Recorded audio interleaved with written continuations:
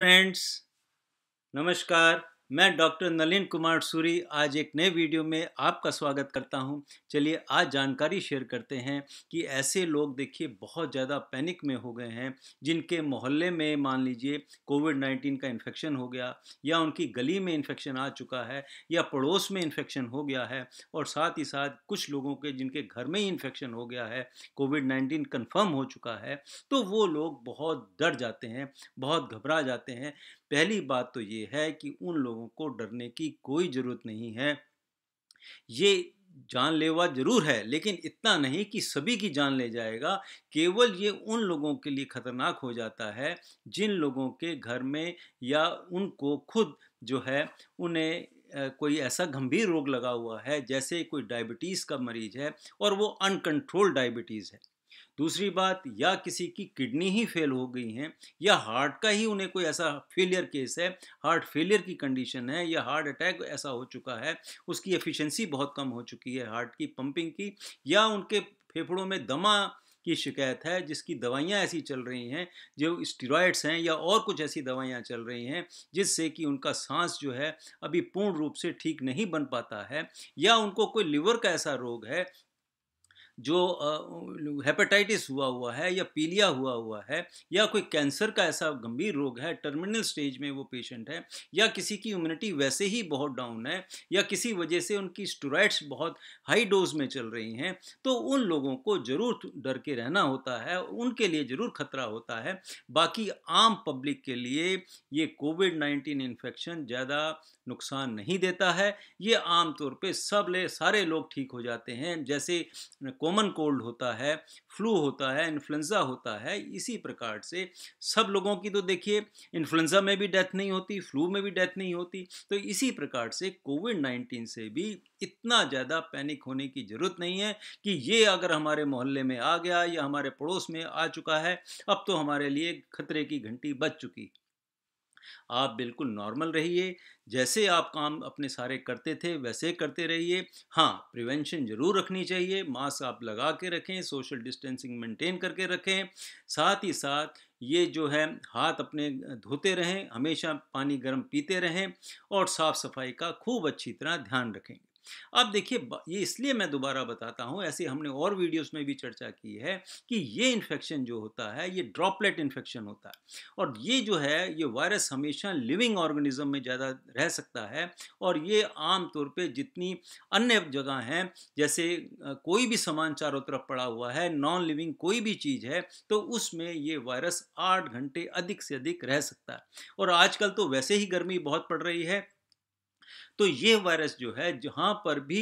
किसी भी अगर आर्टिकल में पड़ा हुआ होगा तो वहाँ ये बहुत जल्दी ख़त्म हो जाएगा। लेकिन ये जो वायरस है ये ड्रॉपलेट इन्फेक्शन होता है, तो मान लीजिए किसी ने छींका या खांसी करी, तो जो थूक के जरिए या कोई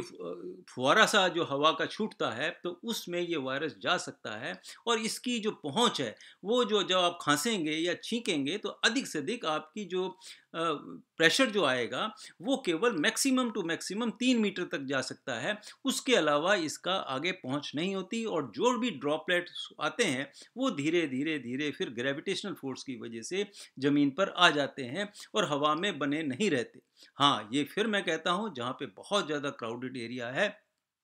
जहाँ बहुत लोग बहुत नज़दीक नज़दीक रहते हैं जिनमें सोशल डिस्टेंसिंग नहीं होती, तो वहाँ ये मान सकते हैं कि वहाँ पर ये एयर में इन्फेक्शन हो सकता है। पता नहीं किसको खांसी आ रही है, किसे छींक आई है, वहाँ पर ये ज़रूर इस उस वहाँ पर ध्यान रखना होता है कि अगर किसी व्यक्ति को बुखार आया हुआ है, सिर दर्द है, बॉडी एक पेन है, बलगम खांसी बहुत हो रही है, तो फिर वहाँ पर डरने की बात है, अन्यथा कोई भी डरने की कोई भी ज़रूरत नहीं होती।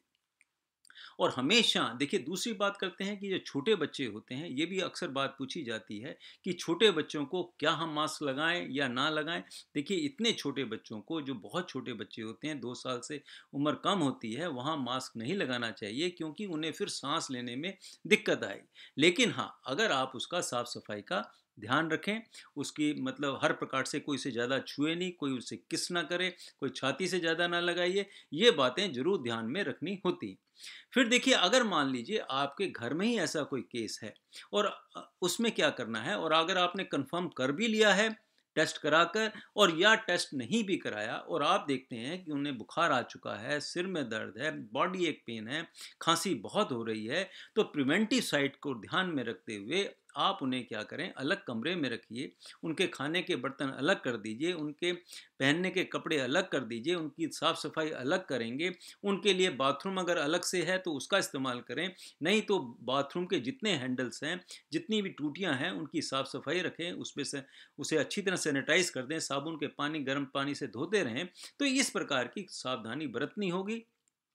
और ये सब लोगों को इन्फेक्शन, ये है जो मैंने अभी आपसे चर्चा करी, सब लोगों को नुकसान नहीं देता। अगर आपकी इम्यूनिटी लेवल अच्छा है, अगर आप में शक्ति है, अगर आपका खान पीन ठीक है, तो कोई भी डरने की बात नहीं है। और इसलिए अब बात करते हैं कि देखिए, टेस्ट क्या हर व्यक्ति को टेस्ट कराना जरूरी है? देखिए नहीं, हर अगर आप टेस्ट करा भी लेंगे या टेस्ट नहीं भी कराएंगे, तब भी लाइन ऑफ ट्रीटमेंट जो शुरू शुरू की प्राइमरी स्टेज होती है या बिल्कुल माइल्ड स्टेज होती है, उसमें दोनों का ट्रीटमेंट लगभग एक होता है। लेकिन हाँ, अगर आपको किसी मीटिंग में जाना है या ऐसे क्राउड प्लेस में जा रहे हैं जहाँ औरों को ना हो जाए, तो वहाँ अगर आप ये समझते हैं कि आपको बुखार आया हुआ है, सिर में दर्द है और आपको ये अभी शुरुआत ही हुई है, 2-3 दिन ही 4 दिन हुए हैं, तो आप ज़रूर टेस्ट करा लेना चाहिए कि कहीं ऐसा ना हो कि आपकी वजह से और लोगों को भी ये इन्फेक्शन हो जाए। और अगर अगर देखिए किसी घर में है, तो ये मान के चलिए कि घर के सब सदस्यों को लगभग ये इन्फेक्शन हो चुका होगा, तो वहाँ ये खर्चा करने की कोई ज़रूरत नहीं। आप अगर बिल्कुल माइल्ड स्टेज में हैं और इतना ज़्यादा गंभीर हालत में नहीं होते, केवल बुखार आया, सिर दर्द हुआ, खांसी हुई, तो आप एक अलग कमरे में रहिए और अपनी डाइट पे जो आपने टेस्ट में खर्चा करना था, उसके और अधिक फल लाइए और अच्छे ड्राई फ्रूट्स लाइए और अच्छी साग सब्जी लाइए, खूब अच्छी दालें खाइए, नॉन वेज है और एक्स्ट्रा खा लीजिए। तो इस बात का ध्यान रखने से अपनी इम्यूनिटी को लेवल को बढ़ा लेना चाहिए। अब इसके साथ साथ देखिए, टेस्ट लगातार कराने की कोई ज़रूरत नहीं होती, इससे और पैनिक हो जाएगा और ज़्यादा आप डर जाएंगे। केवल सिंपल, अगर आपको हल्का फुल्का इन्फेक्शन है, तो इस डेट में अगर किसी को वायरल इन्फेक्शन होता है, तो ये मान लिया जाता है, क्योंकि इतने ज़्यादा आपके इलाके में फैला हुआ है, तो ये मान लिया जाता है कि आपको भी कोविड-19 का इन्फेक्शन हो सकता है। क्योंकि प्रिवेंशन करना बहुत ज़रूरी है। ज़रूरी नहीं है कि आपको कोविड-19 ही निकल आए, लेकिन तब भी प्रिकॉशन रखने से फ़ायदा ही है, नुकसान नहीं है। फिर देखिए, बात करते हैं कि अब जो अपनी जैसे एक हर्ड इम्यूनिटी के बारे में आपने बहुत चर्चा सुनी होगी कि देखिए, ये अगर हिंदुस्तान से नहीं निकलता या वर्ल्ड से नहीं जाता और अभी तक हमारी कोई वैक्सीन नहीं बनती या कोई इतनी अच्छी मेडिसिन नहीं इजाज होती, तो फिर हमें क्या करना चाहिए? फिर देखिए, ये इन्फेक्शन होगा, फिर सब लोगों को एक बार तो ये असर में लाएगा ही लाएगा। तो उससे क्या होगा, जो वायरस का लोड है, अगर तो बहुत कम, देखिए तो अगर सबको इन्फेक्शन हो ही जाएगा, तो फिर क्या होगा कि एक हर्ड हर्ड इम्यूनिटी कहते हैं, तो उसके अंदर अपने शरीर की जो फाइटिंग फोर्स है, उसकी वजह से शरीर जो है इनसे लड़ लेगा और ये वायरस फिर उनको नुकसान नहीं देगा और उनमें इम्यूनिटी डेवलप हो जाती। अब ये इम्यूनिटी हमारे शरीर में कब तक रहेगी, अभी इसके बारे में पूर्ण रूप से साइंस को, मेडिकल साइंस को ज्ञान नहीं है कि कब तक इसकी इम्यूनिटी बनी रहेगी। लेकिन फिलहाल अगर ये इन्फेक्शन सबको भी हो जाता है, तो केवल उन लोगों को डरना है जिनकी उम्र 70 साल से ऊपर है, या और जितनी मैंने चर्चा करी, जिस प्रकार से औरों में जो मैंने अभी आपको बताया कि ये बीमारियां हैं जिसमें डरने की ज़रूरत होती है, और जैसे उम्र बढ़ती है उन लोगों को ज़रूर इंडोर रहना चाहिए, उन्हें बाहर नहीं निकलना चाहिए। और अगर कोशिश करें कि जो 60 साल के ऊपर भी हैं वो भी घर से बाहर ना निकलें। अगर देखिए, दूसरी बात करते हैं कि इसके लिए इतना पैनिक जैसे लोग हो रहे हैं, डर रहे हैं, तो क्या होता है कि जब इतना डर अगर आप रखेंगे, तो क्या होगा कि जैसे मैंने पहले चर्चा करी कि आपकी इम्यूनिटी डर की वजह से ही डाउन हो जाएगी। तो इसलिए आपने क्या करना है, सब लोग, फिर दोबारा कहता हूँ, मास्क लगा के रखें, हाथों को धोते रहिए, गर्म पानी पीते रहिए, गरम गरम खाना खाते रहिए, फल फ्रूट ज़्यादा खाइए, प्रोटीन डाइट अच्छी बना के रखिए। जब भी आप घर से बाहर निकलेंगे, मास्क लगा के निकलेंगे। और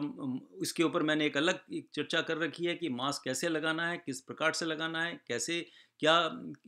किस प्रकार से उसका सारा मैंने पूरा डिटेल में वहाँ समझाया हुआ है, वो मेरा वीडियो सुनिए। इसके साथ साथ आप अपने साथ सैनिटाइज़र रखेंगे, बीच बीच में अगर आप अपने हाथ साफ करते रहें, मुंह पे हाथ नहीं लगाना है, सोशल डिस्टेंसिंग का मेंटेन रखेंगे, तो ये वायरस कुछ भी नहीं करेगा और सब लोग धीरे धीरे सब ठीक हो जाएंगे। इतना पैनिक बनाने की कोई ज़रूरत नहीं है। हाँ, अपना बचाव रखिए, सावधानी रखिए, वो ज़रूरी है, क्योंकि अगर आप सावधानी रखेंगे, आप ध्यान रखेंगे, तो आप क्या करेंगे, दूसरों को भी इन्फेक्शन नहीं होने देंगे और दूसरों से इन्फेक्शन लेने के चांसेस भी फिर बहुत मिनिमम मिनिमम हो जाते हैं। इसलिए इसकी तरफ जो इतना पैनिक लोग कर रहे हैं कि हमारे मोहल्ले में आ गया, हमारे घर में आ गया, और बिल्कुल हताश हो जाते हैं, घबरा जाते हैं, उन्हें कोई डरने की ज़रूरत नहीं है। ये वायरस लगभग 97% लोग जो हैं बिल्कुल 100% ठीक हो जाते हैं।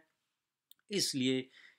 कोई भी पैनिक, किसी भी प्रकार का डर या अफवाहें ना फैलाएं। ठीक है, अगर आ गया इन्फेक्शन, हो भी गया मोहल्ले में, तो ठीक है, नॉर्मल लाइफ रखिए, अपना प्रिवेंशन रखेंगे तो कुछ भी नहीं होगा। इसी के साथ मैं ये वीडियो समाप्त करता हूँ। नमस्कार, बाय बाय।